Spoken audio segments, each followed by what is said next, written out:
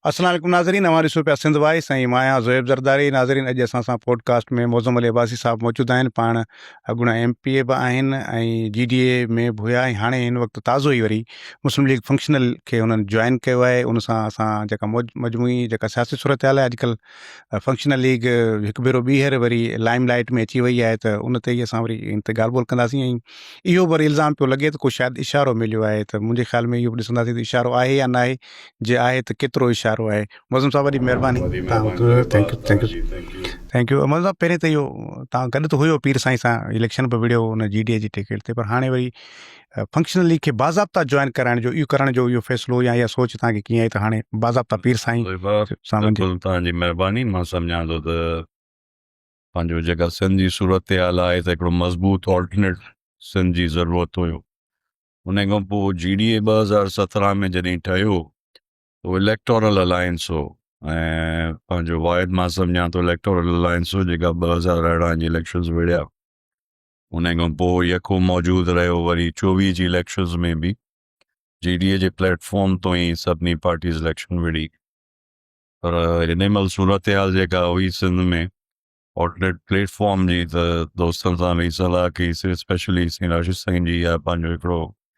Initiative हुयो त गॾिजी असां दोस्त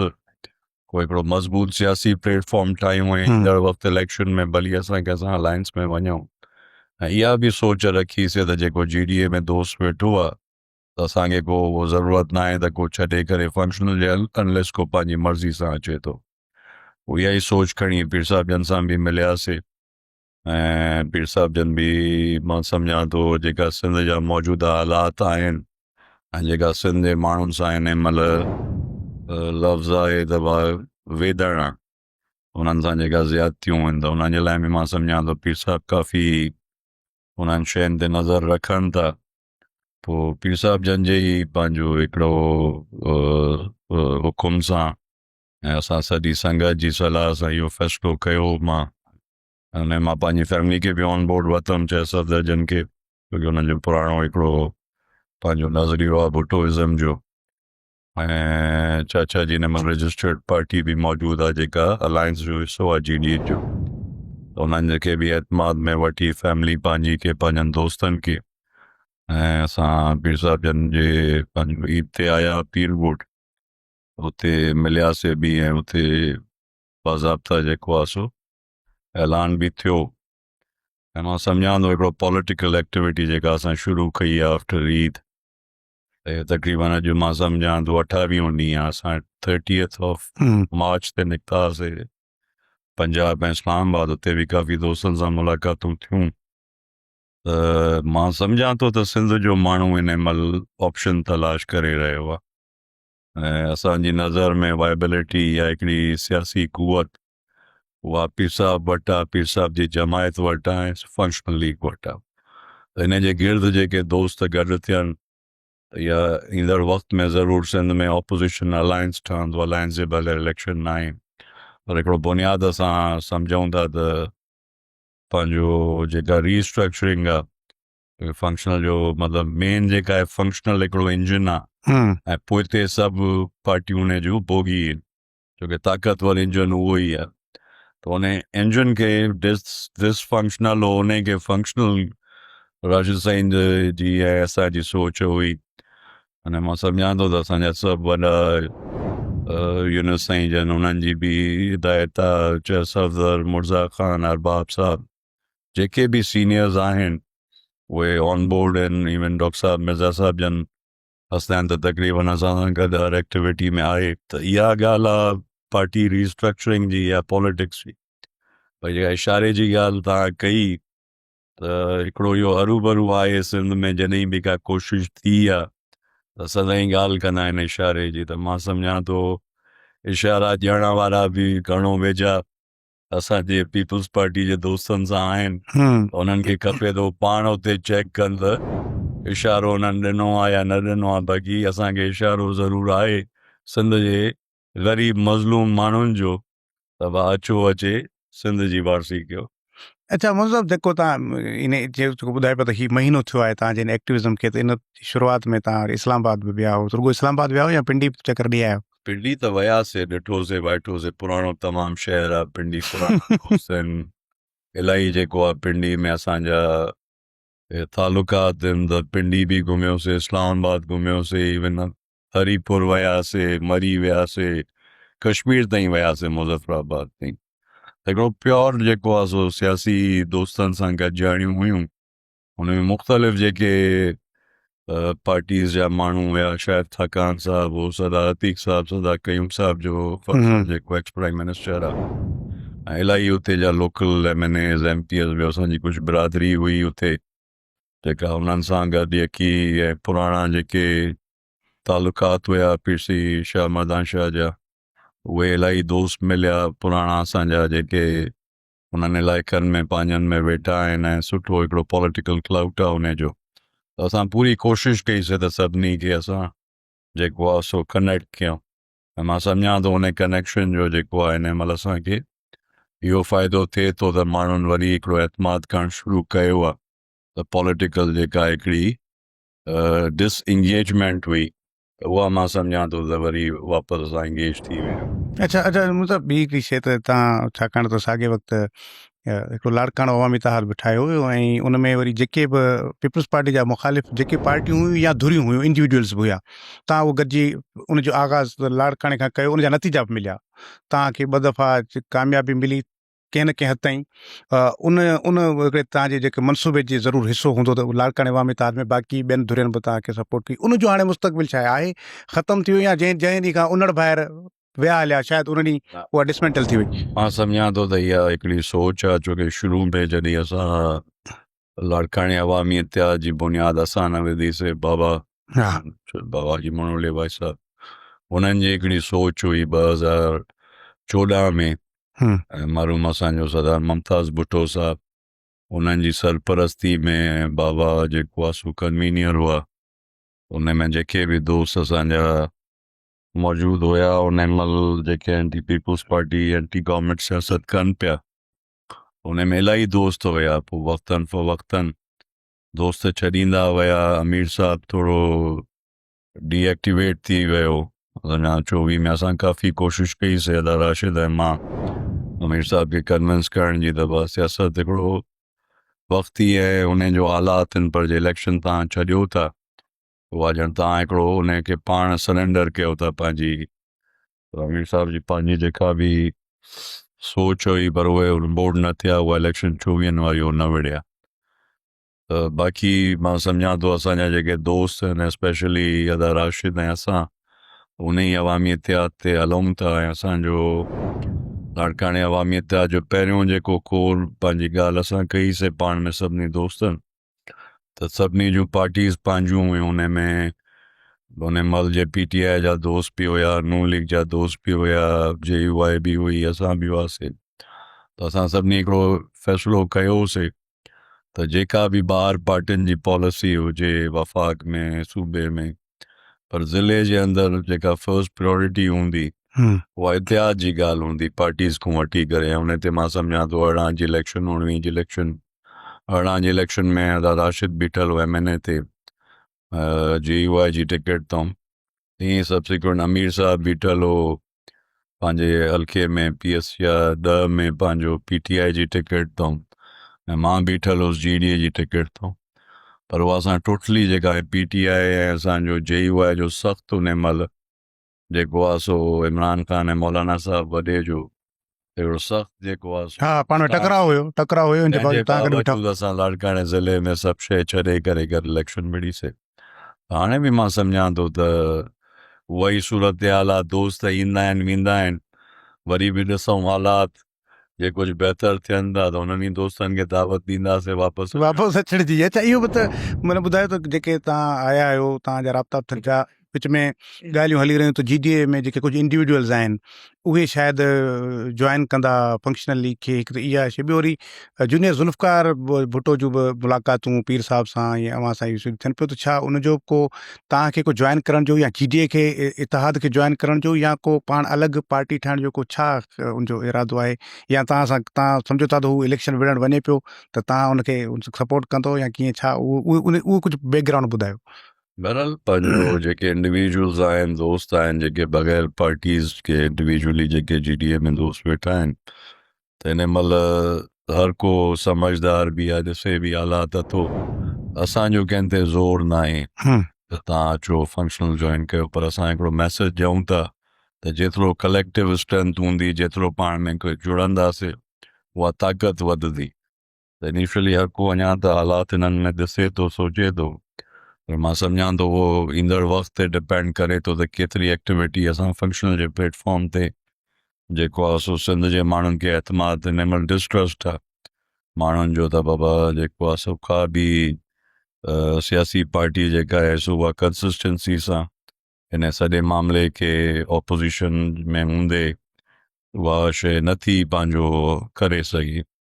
उहो जेको हिकिड़ो ट्रस्ट डेफिसिट आहे सिंध जे माण्हुनि जो, उनखे मां सम्झां थो एतमाद में आणण जे लाइ टाइम खपे, उहा असांजी कोशिशि आहे। बाक़ी जेतिरे हद ताईं जूनियर साहिब जी ॻाल्हि आहे त मां सम्झां थो जूनियर साहिब हिकिड़ो तमामु हिकिड़ी त वॾी लेगेसी जो जेको आहे हिन महिल उहो आहे पंहिंजो शहीद ज़ुल्फ़कार अली भुट्टे खां या शहीद मीर मुर्ज़ा भुट्टे खां या इवन शहीद बीबी, हिकिड़ो ई पंहिंजो ब्लड आहे, हिकिड़ो ई रत आहे, ऐं उहा DNA ज़ुल्फ़कार जूनियर साहिब में मौजूदु आहे। ऐं मां सम्झां थो तमामु समझदार बि आहे। जेका उन पार्टी जी ॻाल्हि कई हुई, उन खां पोइ जॾहिं वरी फातिमा बीबी जन आया ऐं वापसि विया, त मां सम्झां थो इहा बिटवीन द फैमिली उन्हनि डिसाइड कयो त मौक़ो न आहे नई पार्टी ठाहिण जो। ऐं उन खां पोइ मां सम्झां थो जूनियर साहिब एक्टिवली सोशल ऐं समाजी ऐं पॉलिटिकल मामलात ते पंहिंजो वर्जन बि ॾिए थो ऐं क्लैरिटी सां पंहिंजी हिकिड़ी जेका हिन वक़्त जी ज़रूरत आहे उहो पंहिंजे माण्हुनि सां बि मिले थो, आम पब्लिकली बि इंटरेक्ट करे थो। जेके मुख़्तलिफ़ फ़िक्र जा दोस्त आहिनि, वकला हुजनि, डॉक्टर्स हुजनि, ॿिया हुजनि, यंग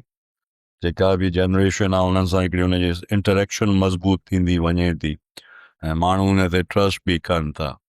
जंहिं हद ताईं इलेक्शन जी ॻाल्हि आहे त मां त जीअं मुलाक़ात पहिरीं हुयूं त उन में जूनियर साहिब इहा ॻाल्हि कई त उन्हनि खे आहे लाड़काणे में इलेक्शन विढ़ण जो। उन महिल ई मां वॉलंटरीली ॻाल्हि कई, मान दफ़ा जेको हल्को आहे APS 11 जे मां 2 दफ़ा इलेक्शन खटी आहे, जे तव्हां उते बीहो त मां तव्हांखे सपोर्ट कंदुसि पंहिंजी इंडिविजुअली, पर वेहंदो त असां सॼे इतिहाद जी सूरत में। ॻाल्हि मां सम्झां थो जूनियर साहिब उहा इलेक्शन कंट्रोल जूं मुंहिंजी ॻाल्हि त न थी आहे, पर मां मीडिया ते ॾिठमि त किथे अनाउंस कयो अथऊं त मां इहे इलेक्शन विढ़णु वञा थो। पोइ जो हुननि जो हूंदो उहो इलेक्शन विढ़ण जो, असांजा दोस्त न सिर्फ़ु पर सॼो लाड़काणे अवामी इतिहाद राशिद साहिब वारा ॿियनि सभिनी सां अर्ज़ु रखंदासीं। ऐं मां सम्झां थो त सभु दोस्त गॾिजी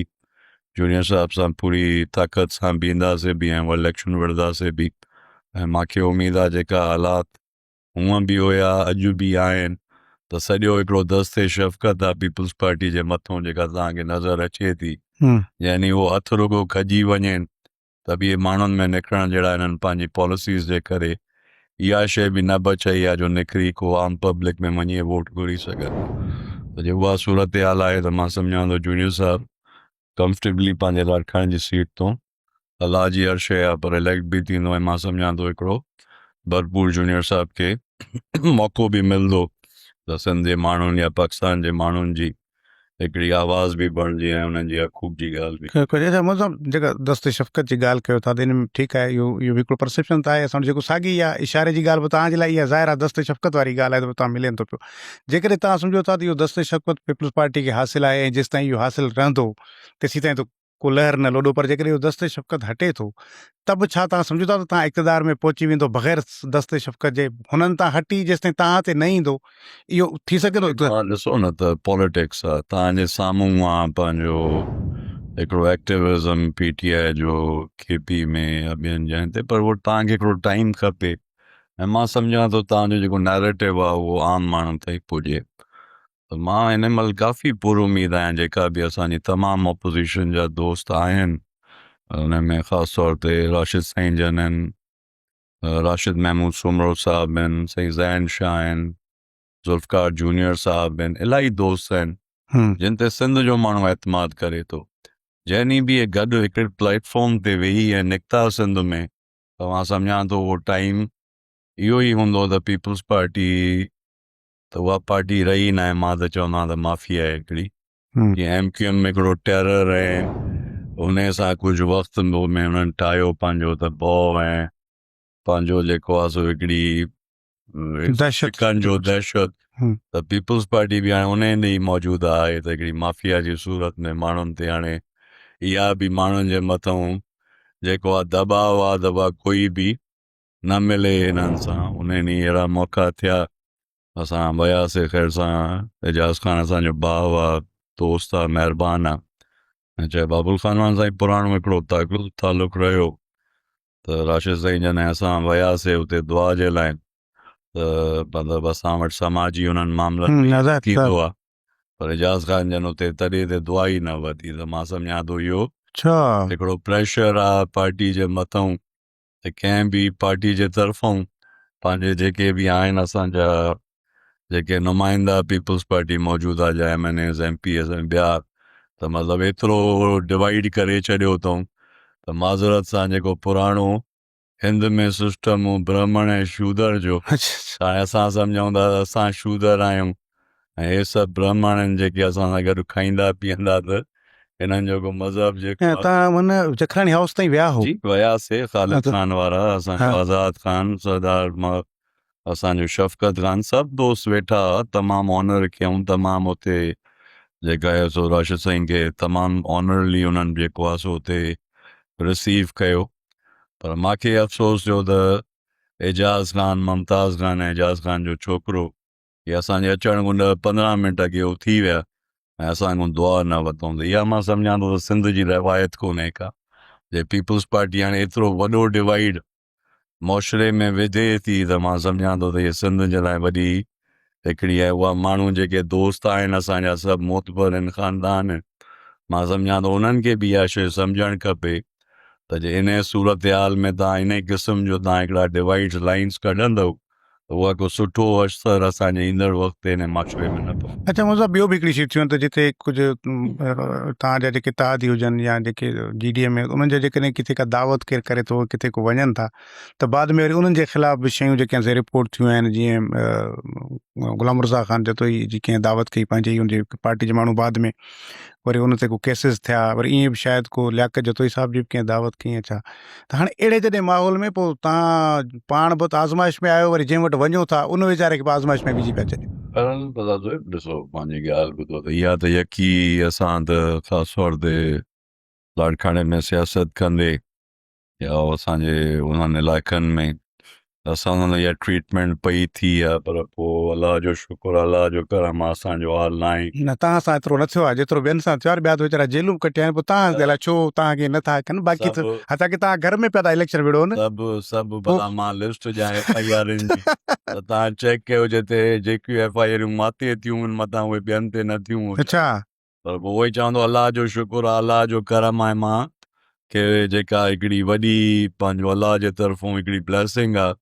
त लाड़काणे जो माण्हू, आवाम, असांजा दोस्त हर वक़्त में असां मुंहिंजी शील्ड थी बीहनि था। 2-3 दफ़ा जे अटैम्प्ट थियो आहे अहिड़ो, ताज़ो ई थियो हाणे जेको, त उन में पंहिंजो लातादाद माण्हू, हज़ारे माण्हू अचे असांजी शील्ड थी बीह रहनि था। ॿियो अलाह जो करम आहे, असांजो हाल न आहे। ऐं मां सम्झां थो इहा जेल ऐं पंहिंजो इहा शइ ते ॼाण करणु, असां त अखि खोलीसीं, MRD जी मूवमेंट हले पई, मार्शल लॉ रिजीम हुई, इहे सभु ॾिठोसीं, बाबा जेल में, अमा डॉक्टर जेल में, चए सफ़दर जे मथां केसिस, असांजी पूरी फैमिली जे मथां केसिस हुआ। इवन असांजूं बिजलियूं कटलाऊं, असांजा ज़मीनुनि जा पाणी जी लाइन हो जेके शाखूं हुयो उहे बंदि हुयूं, असांजा फ्लोर मिल्स बंदि हुया। 6 सालनि ताईं असांजी हिकु शइ बंदि हुई, पर उन में बि अलाह पाक जे करम सां ऐं हिकिड़ो पंहिंजे सां उहो वक़्तु बि कढी आयासीं, पर हे जेके दोस्त हाणे कनि था इहे चवनि था पर हिननि उहो वक़्तु ॾिठो न आहे। हाणे उहा ई ॻाल्हि आहे, जॾहिं उहो वक़्तु अचे त ख़बर पवंदी त बाबा कहिड़ा जेके नवां सियासत में आया आहिनि ऐं जेके मां सम्झां थो इहे सभु जेको आहे सो सियासत खे हिकिड़ो कारोबार सम्झनि था त वरी कॾहिं वक़्तु मटिजी बि वेंदो आहे। हर उरूज जो ज़वाल बि आहे, त ओतिरो मां सम्झां थो दोस्तनि खे मां चवंदो आहियां त भाउ ओतिरो कयो जेतिरो सही बि सघो। असां त हर शइ सटी आहे, न मतिलबु तव्हां बची पोइ इहो साॻियो कमु कंदो? असां न बि कंदासीं त बि खोड़ माण्हू आहिनि, भला कोई बि पंहिंजो जेको पलव सो पाड़े सघे थो। असां वटि उत्तर में त कोई बि पंहिंजो पलान न छॾींदो आहे। पोइ तव्हां ने ख़बर न आहे चाहे सूरत आहे, असां वटि त कुकड़ ऐं बकरी जो बि जेको आहे सो थींदो आहे त भाई कंहिंजी कुकड़ वई, बकरी वई, उहे केस थियनि था, पाण वटि केस बि थियनि था, जेल में बि माण्हू वञनि था। मुर्दा जो तो ई हाणे बकरी जो केस 800-300 रुपया फोर जा केस भरा, इहे बि इन लेवल जा केस न, पर उहो असां वटि चवंदो जेको जेन्युइन थींदो आहे त पलान पुराणो न थींदो आहे, कंहिंजी माल ढगो बि चोरी थींदो आहे, उन तो बि खूनारेज़ी थी वेंदी आहे, 50-100 माण्हू बि क़तल थी वेंदा आहिनि नंढी ॻाल्हि ते। सही। पर मां ॻाल्हि कई तव्हां मुर्ज़ा ख़ान वारी या असांजो दरिया ख़ान मरी वारे वाक़े जी, उहो असांजो ग़ुलाम हैदर मरी साहब आहे, रिटायर्ड PSO जो मां सम्झां थो डिप्टी MD रहियो आहे, डिप्टी DM रहियो आहे, सॉरी, त डिविजनल मैनेजर। भई उन जो पंप हो ऐं 14 साल अॻे लॻल हो, जे हिकिड़ो पंप हो इलीगल हो त 14 साल में उन जी लीगलिटी हिननि खे नज़र न आई। पाण PSO में अफ़सर आहे त मां नथो सम्झां त उन को इलीगल वञी का शइ कई हूंदी। ॿियो उन जो दुकानु शॉपिंग सेंटर ठहियल हो सालनि खां वठी, उहो बि उन ॾींहुं सरकार खे यादि आयो त भाई इंक्रोच थियल आहे, गवर्नमेंट लैंड ते आहे, त जे इहा इंक्रोचमेंट राइणी अथनि त असां मां सम्झां थो त 1 लख इंक्रोचमेंट्स मां हिननि खे सॼी सिंध में ॾेई थो सघां, 1 लख जेके इंक्रोचमेंट्स थियल आहिनि। ऐं पंप्स जो चयूं त फेडरल गवर्नमेंट खां इहा शइ आई आहे त बाबा इलीगल पंप सील कयो, त मां रुगो पंहिंजी रीजन में हिकिड़ो मां स्टैटिस्टिक्स कढायो आहे, लाड़काणो सखर डिवीजन में 11,000 जे लॻभॻि यूनिट्स आहिनि जेके हलनि था, जे चवनि था उहा तव्हांजे थ्रू 1 लख इंक्रोचमेंट सॼे सिंध में ऐं 11,000 असांजे ॿिनि ज़िलनि में डिविजन्स में उहे यूनिट्स आहिनि इलीगल, जिते हिकिड़ी टैंकी लॻल आहे या इन क़िस्म जा जेके विदाउट लाइसेंस हलनि था। इवन हिननि जा पंहिंजा जेके माण्हू आहिनि उन्हनि जी मां सम्झां थो ॿिन्ही डिवीजन में 1000 खनि आइडेंटिफिकेशन करे थो सघां, जेके पीपल्स पार्टी मौजूदा सरकार सां लाॻापियल माण्हू आहिनि उन्हनि जा पंप्स हलनि था, जे हिननि खे करणी आहे इंक्रोचमेंट ऐं जेका आहे सो फेडरल गवर्नमेंट जी उनखे इम्प्लीमेंटेशन अॻ में पंहिंजनि खां शुरू कनि, पोइ असां बि हाज़ुर आहियूं। पॉलिटिकल जेका इंक्रोचमेंट थिए ऐं जेका आहे सो सीजर्स थियनि त इहा मां सम्झां थो न आहे। ॿियो उन ॾींहुं क्लियर मैसेज हलियो वियो जॾहिं राजशाही असां पुॻासीं, राजशाही क्लियरली मुर्ज़ा ख़ान खे इहो ॿुधायो त वाह असां पीर साहिब जे हुकुम ते ई आया आहियूं ऐं पीर साहिब जो हुकुम आहे त जे अञा बि इहे नथा मुड़नि त पोइ असांजो हर रस्तो खुलियल आहे प्रोटेस्ट जो। पोइ उन प्रोटेस्ट में असां वेही सॼी सिंध जे अंदरि जेको आहे सो रोड ते वेही बि असां प्रोटेस्ट करे सघूं था, त इहा मैसेज क्लियर आहे। त हाणे जे ज़्यादती कंदा कंहिं बि दोस्त सां त उते पुॼंदासीं बि इनशाअल्लाह। मां सम्झां थो इहा क्लैरिटी आहे, त हाणे उहो दोस्तनि सां गॾु स्टैंड कंदासीं। पोइ प्रोटेस्ट आहे, प्रोटेस्ट तव्हां जेको बि आहे उहो प्रोटेस्ट रुगो इहो न हूंदो त घरु वेठे कंदासीं, उहो रोड ते बि वेही प्रोटेस्ट कंदासीं। अच्छा मुर्ज़ा साहिबु हिकिड़ी शइ त जीअं तव्हां हाणे फंक्शन लीग में आहियो उनजे करे ज़ाहिर हाणे फंक्शन लीग जी पुछणु खपे तव्हां खां सवाल इहो त यूनिस साईं मतिलबु छो साइड ते आहे, मतिलबु नज़र न पियो अचे। हाणे राशिद साईं उहा जेका ड्राइविंग सीट जेका कुझु सालनि ताईं सिंध जे अंदरि सदरुद्दीन शाह वटि हुई, हाणे उहा राशिद शाह साहिब वटि अची वई आहे, तव्हां हुन सां गॾु आहियो, त इहो भला इहो शिफ्ट कीअं आयो आहे? ऐं ॿियो हिन सां गॾु ई ज़मनी आहे उहो सुवाल त असां पहिरीं त सॼो पावर ॾिठो कंगरी हाउस जो न वॾे पीर साईं जी ज़िंदगी में,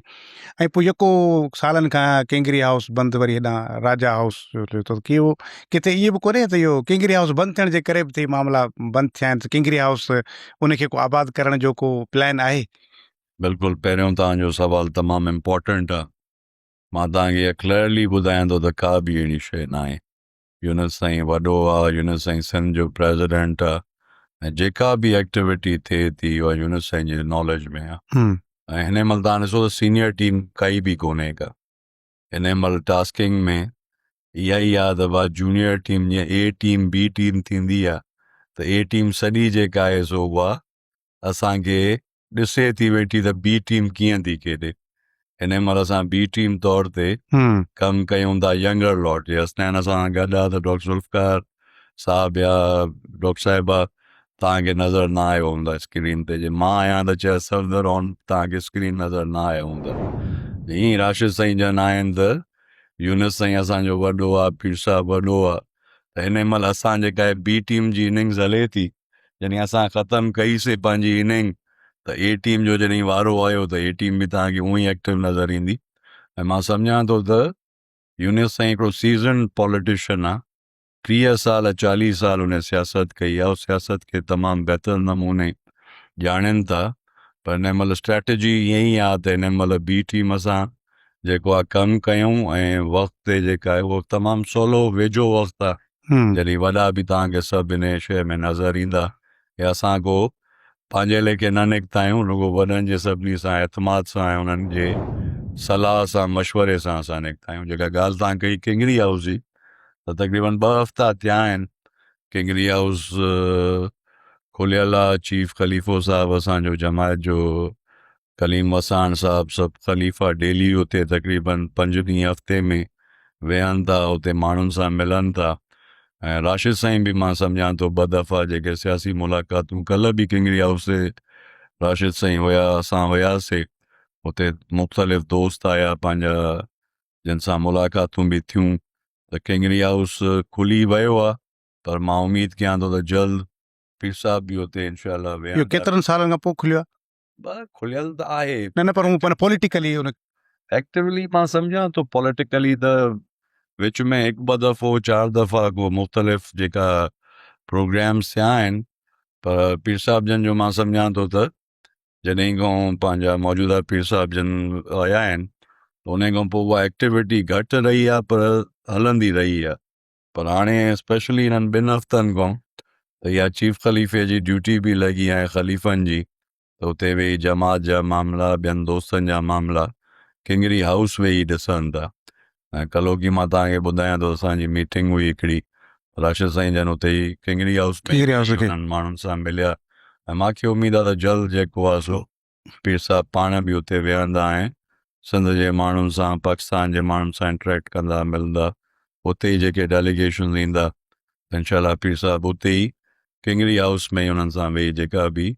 पॉलिटिकल डायलॉग आहे इंशाल्लाह किंगरी हाउस ते ई थींदो। मतिलबु अॻु में किंगरी हाउस जेको किंग मेकिंग हाउस हूंदो, त मतिलबु हाणे फ्यूचर में इहो तव्हां एक्सपेक्ट कयो था त किंग मेकिंग हाउस? कयां त हिन में पंहिंजो ईअं न आहे त का ज़रदारी साहिब जी का, आसिफ साहिब जी का या एतिरी वॾी पॉलिटिकल का उहा थॉट आहे या छा आहे, पर मां सम्झां थो असांजी ऑपोज़िशन जी पंहिंजी या जे एडमिट कयां माज़रत सां त असांजी कोताही आहे जेका असां पंहिंजो ऑपोज़िशन जो रोल प्ले नथा कयूं, जंहिंजे करे उन्हनि खे फील्ड ख़ाली मिले थी। इलेक्शन में अञा 2-3 साल आहिनि, जे अॼु खां वठी एक्टिवली असां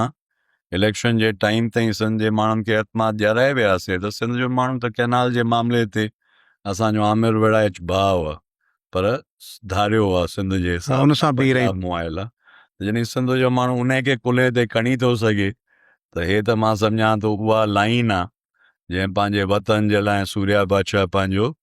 सिर कुर्बान करे छॾियो, पंहिंजी जमायत जेका आहे सो 100,000 हुरनि जूं कुर्बानियूं आहिनि। त हीअ मां सम्झां थो उहा ब्लड लाइन आहे जेका वतन या कफ़न जे नारे ते विड़ी आहे। जे उन नमूने जे अॼु उहा जंग त न आहे पर सियासी जंग आहे, त अॼु बि जे मां सम्झां थो त उन लाइन ते उहो पंहिंजी सियासत कनि त सिंध जो कहिड़ो माण्हू एतबार न कंदो। सही ॻाल्हि आहे। अच्छा, ॿी हिकिड़ी शइ त जीअं तव्हां चयो पिया इहा इहा त बिल्कुलु ॻाल्हि क्लियर आहे त अपोज़िशन इफेक्टिवली इन्हनि सालनि में कोन इहो अहसासु ॾियारियो आहे आवाम खे थो मुतबादिल तौरु आहिनि। पर ॿियो बि हिकिड़ो सदाईं इहो सुवाल इहो थींदो आहे त पीपल्स पार्टी जो मुतबादिल कोन्हे। हाणे ईअं आहे त जेकॾहिं पाण समूरनि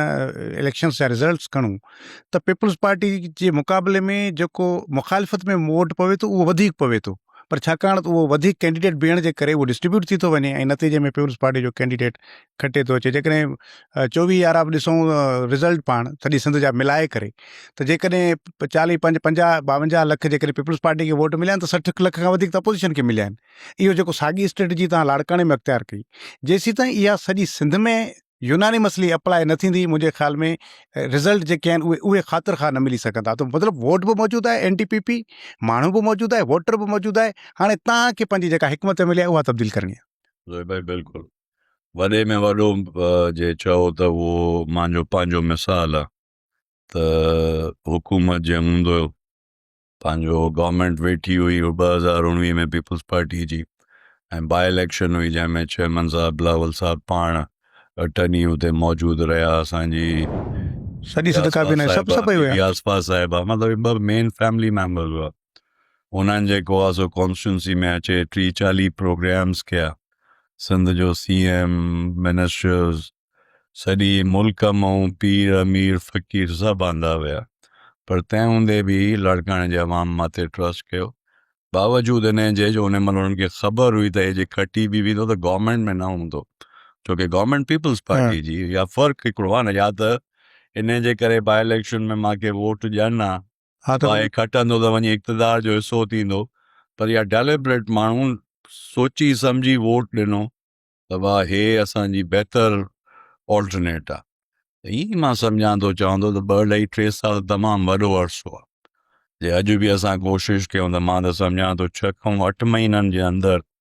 जे असां एक्टिवली इहो कमु कयोसीं ऐं माण्हुनि जी ओनरशिप कईसीं त को मसइलो न आहे। सिंध जो अवाम मां सम्झां थो ईअं ई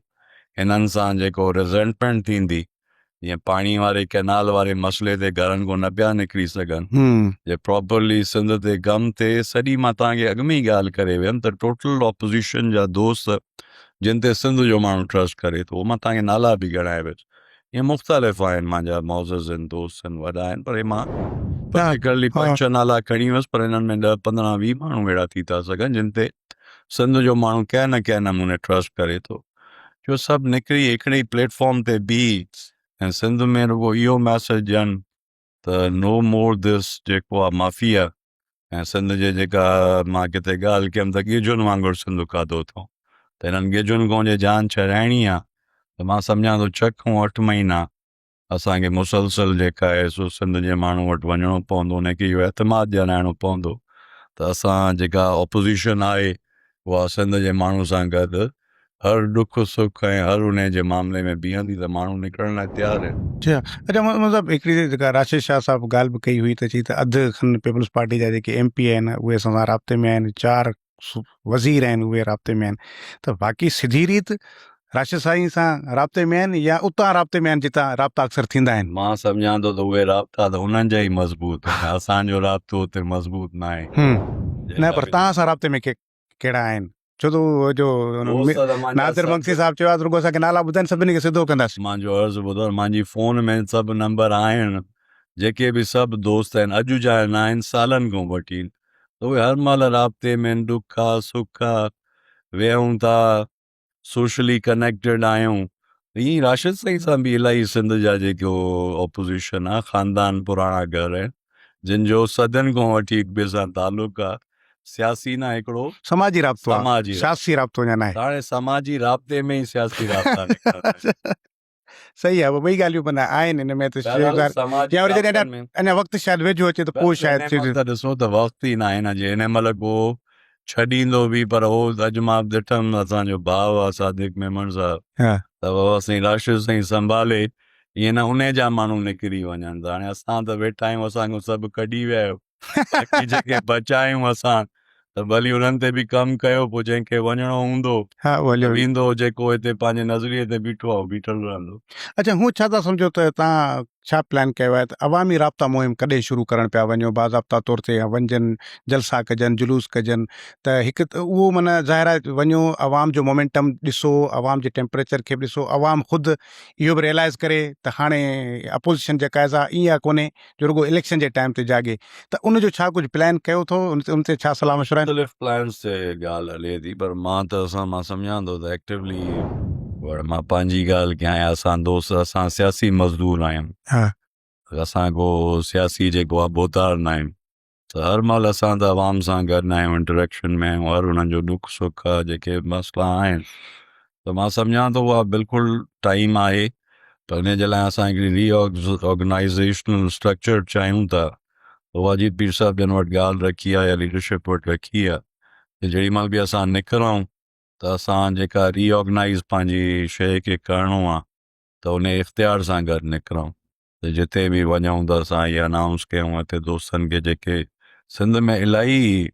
मौज़ूज़ दोस्त राब्ते में आहिनि, ऐं मां नथो सम्झां त उहो को इंतज़ारु कंदा हिननि जी गवर्नमेंट वञण जो या इशारे जो। हिन महिल बि मां सम्झां थो त इज़तदार इलाही जेके पंहिंजे इलाइक़नि में जेके असर रसूख़ रखनि था दोस्त, सॼी सिंध मां उहे राब्ते में आहिनि, ऐं जेॾी महिल निकिरंदासीं त उतां साम्हूं तव्हां ॾिसंदो सभु वज़नदार माण्हू। इनशाला इहा असांजी रुगो इनिशियल जेका पंहिंजी मां सम्झां थो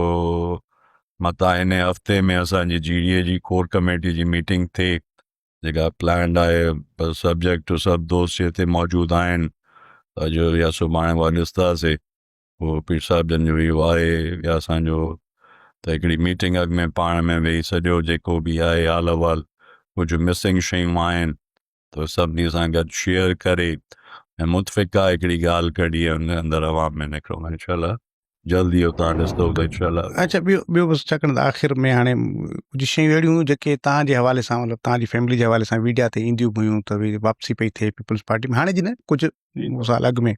पर ज़ाहिर आहे इन शयूं के तव्हांजे तरफ़ां के इन हवाले सां के डिटेल्स कोन आयूं। वरी बिलावल साहब आयो बि सही तव्हां वटि हुते सभु शयूं, बाक़ी इन लेवल ते शयूं वियूं हुयूं की मामला थी रहिया हुया त तव्हां वापसि अचो, कुझु शयूं अहिड़ियूं थियूं हुयूं या इहे रूमर्स ई हुया? मां ॾाढो सिधो माण्हू आहियां, असां वटि का लेफ्ट राइट हूंदी न आहे। दोस्तनि अप्रोच कयो, बिलावल साहब इलाही उन जी काइंडनेस आहे, जेका शइ हुजे, वालिद बाबा जो इंतकाल थियो त मां सम्झां थो पहिरें हफ़्ते में उहे आया कंडोलेंस जे लाइ। इलाही मतिलबु पुराणा फैमिली शयूं डिस्कस थियूं, जेके कनेक्शन्स भुट्टो फैमिली सां हुया उहे बि असांजा, पॉलिटिकल बि 100 साल जो कनेक्शन आहे शाहनवाज़ खां वठी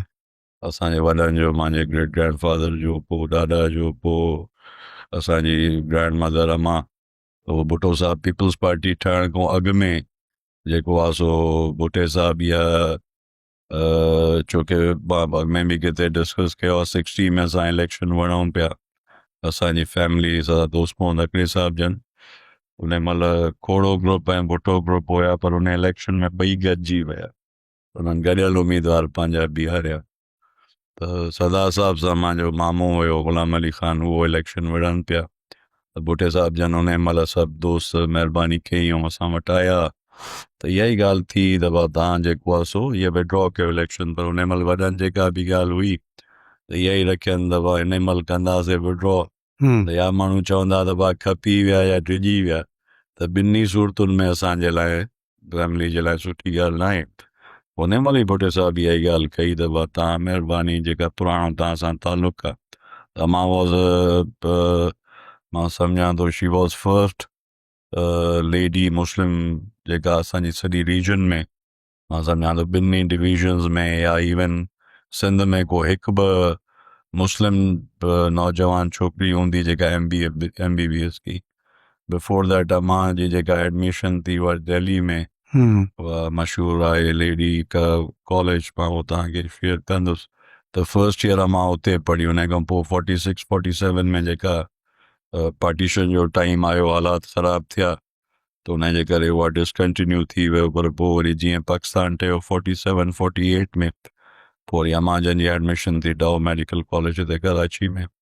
त उहो जेको 1 साल उते पढ़िया त उहो बि कंसिडर थियो, पोइ 4 साल हिते कयूं। अम्मा बि उन महिल उते हुई, त पोइ भुट्टे साहब ऑफर कई पंहिंजो लेडीज़ सीट, उन महिल हुई वेस्ट पाकिस्तान में, उहा जीअं, पर उन जो बि इलेक्शन थींदो, वोट वठणु हूंदो, उन में 3 डिवीजन हुया, बावलपुर, कोयटा ऐं खैरपुर। पोइ बाक़ी सभु बराबरि हुया, बावलपुर जा वोट इम्पोर्टेंट हुआ। पोइ भुट्टे साहब उहा ॻाल्हि कई, असांजी बि पुराणा तालुकात नवाब साहब वारनि जे उन्हनि सां हुया, उन महिल असांजो उहा वोट वरितासीं, अम्मा इलेक्ट थी वई। पर अनफॉर्चुनेट जंहिं ॾींहुं अम्मा इलेक्ट थिया ऐं जंहिं ॾींहुं ओथ कयूं त उन ॾींहुं मुंहिंजे ॾाॾा जी तमामु यंग एज में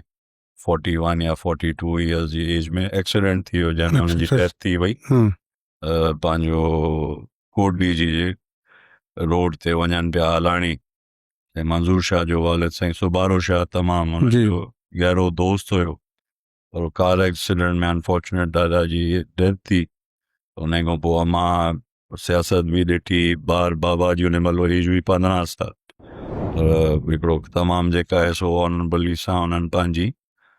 इलाइक़े जी पंहिंजी बिरादरी जी पंहिंजी हिकिड़ो ॿ दफ़ा डिप्टी स्पीकर मां रहिया ऐं मां सम्झां थो त हिन सॼे सियासी हुन में का बि असांजी फैमिली ते करप्शन या का हिकु शइ बि चार्ज कोन हूंदो तव्हां भली ॾिसो सॼी उमिरि असां पंहिंजे घरों भुटन साहिबनि सां बि रहियासीं त पंहिंजे घरों हड़ूं वणूं खपायोसीं का बि मां सम्झां थो सिंगल को चवे जीअं ॿियनि पॉलिटिकल उन्हनि ते आहिनि दफ़ा पाण वरितऊं ठाहियूं असां उहो ई आहे जेको असां वटि आहे पर अलाह जो शुक्र आहे ऐं हिन महिल जी जेका सूरत हाल आहे त पार्टी जेका ऑफर कई त मां जेको दोस्तनि सां ॻाल्हायां पियो त असां आहियूं उन पार्टी सां रहिया उन नज़रियात जा माण्हू मौजूदा नज़रियो मटियल आहे हिन में सियासत घटि ऐं बिज़नेस वधीक आहे मां चयुमि असांजो चवणु ॻाल्हाइण बि इहो ई आहे रहंदो मां सम्झां थो असांजी जाइ उते कोन्हे का दोस्तनि ज़रूरु ऑफर कयो वरी मुंहिंजी वालदा जो इंतकाल थियो बिलावल साहिबु उन ते बि महिरबानी कई दुआ करणु आया असां वटि पर का बि पॉलिटिकल ॻाल्हि ॿिन्ही हुननि में न थी हुन खां पोइ उन खां अॻु में दोस्त ज़रूरु इंगेज कंदा रहिया पर मां सम्झां थो मुंहिंजी सोच इहा ई हुई त उते वेही पंहिंजो असांजे जेको आहे सोच ऐं आइडियोलॉजी जो वारो माण्हू उन घुटनि में मिसफिट घुटनि में मां रही नथो सघां जिते बि हो हिकिड़ो माण्हू जे घुटनि में रही सघो था घुटनि में बि हाणे उहे जूनियर में उमेद आहे ज़ुल्फ़कार साहब में उहो असां वांगुरु खुलियल ज़हन जो माण्हू आहे हुनजो फ्यूचर कीअं था ॾिसो सिंध में मोट मिलंदी उनखे तव्हां सम्झो था त आहे एतिरो पोटेंशियल सम्झां थो त जेका हुनजी विजन आहे त तमामु घटि नौजवान आहे सिंध में जेको एतिरो विजनरी आहे पर करने खे छा आहे जो हिन महिल जंहिं पंहिंजो क्राइसिस खां गुज़रियो आहे ऐं जंहिं नमूने पंहिंजो शहीद मीर मुर्ज़ा जी जॾहिं असैसिनेशन थी त हुनजी उमिरि कुल 6 साल उन 6 साल जी एज खां वठी जेको हुन पंहिंजे मथां हिकिड़ो दबाव ॾिठो आहे उन दबाव जे उन में हुनजी सॼी ज़िंदगी गुज़री आहे तमामु जेको हार्ड उन में ज़िंदगी गुज़ारी थी पर हाणे मां सम्झां थो मैच्योरिटी ॾे आहे ऐं काफ़ी समझदार आहे ऐं अल्लाह पाक जो मौक़ो ॾिनो ऐं अट्रैक्शन अथसि जिते बि निकिरे थो सिंध जो नौजवान ख़ासि तौर ते उनखे अट्रैक्ट करे थो ऐं मूंखे उमेद आहे इहा ई लीडरशिप हूंदी आहे जेका ऑर्गेनिक त जेका रूट्स खां वठी हलंदी आहे अॻिते हली पंहिंजी एज़ अ लीडर ते मर्ज थींदी आहे त सही पंहिंजी लाइन ते आहे इनशाला मूंखे उमेद आहे वधीक आहे इंसान जी नियत जॾहिं तव्हांजी नियत में ख़िदमत आहे त अल्लाह पाक बि तव्हांखे ज़रूरु मौक़ो ॾींदो अच्छा बसि आख़िर में ॿुधायो लाड़काणे जी छा ॿुधो त लाड़काणे में वॾी दावा थी थिए त असां पेरिस ठाहे छॾियो आहे ॾाढियूं गिटियूं सभु करे उनजे करे उन्हनि चयो त असां सोलो कयूं उनजे करे तव्हां हाणे तक में तब्दीलियूं करे उनखे हेॾा होॾा करे छॾियूं त जीअं उन्हनि खे ख़िदमत करण में सवलाई थिए त केतिरी ख़िदमत थी आहे लाड़काणे जी तव्हां हुते हाणे तव्हांजो घरु आहे तव्हां त हर हफ़्ते त अर्ज़ु कयां थो दावाऊं त वॾियूं थी थियनि मां दावा बिल्कुलु आहे हाणे मां हिते वेही ॻाल्हि कयां पर मां तव्हांखे दावत ॾियां थो त पंहिंजी कैमरा जी अॻु सां तव्हां मूंखे 3 ॾींहं जो 3 ॾींहंनि में मां सॼे लाड़काणे में हिकु घिटी हिकु पाड़ो तव्हांखे ॾेखारियां थो ॿुधो आहे त तव्हां जे ओताक वारी घिटी बि हुननि ठाहे ॾिनी आहे जमील सुमरे सां तव्हां अचो ॾिसो न मुंहिंजी ओताक जी घिटी कहिड़ी ठहियल आहे तव्हां अचो रुगो मां चवां थो इहा ॻाल्हि थियण जी आहे न त मुंहिंजी ओताक जी घिटी मां पाण ठाहे थो सघां अलासी एतिरो मूंखे ॾिनो आहे त हिकु 400 घिटी मां पंहिंजी पाण बि ठाहे थो सघां जमील जेको बाबे ॾाॾे जा पैसा न आहिनि हुकूमत जा पैसा आहिनि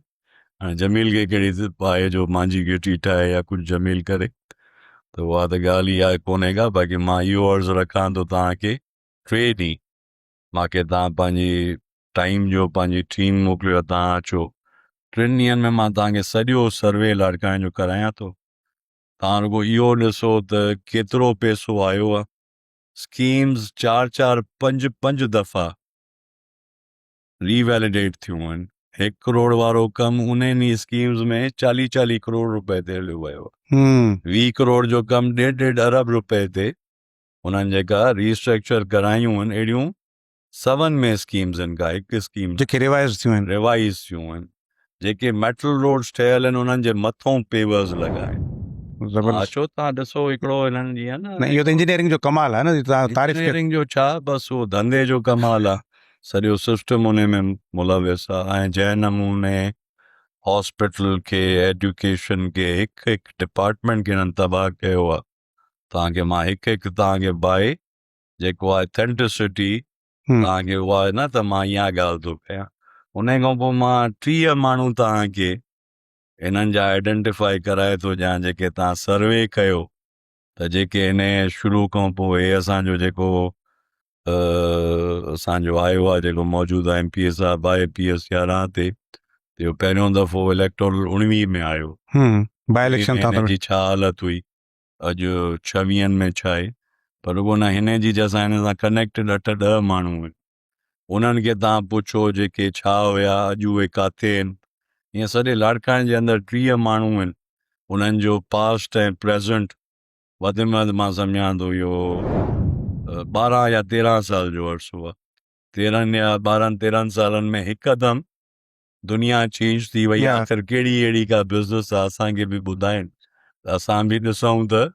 वाकई को हक़लाल मो माण्हू ईअं थी थो सघे त पोइ त सभु उहा ई लाइन वठूं। बाक़ी टोटल जेको आहे हिननि इदारनि जो हिननि पंहिंजो डिपार्टमेंट जो लाड़काणे जो तबाही करे छॾी। मौज़ूम साहब, वॾी महिरबानी। Thank U. Thank U.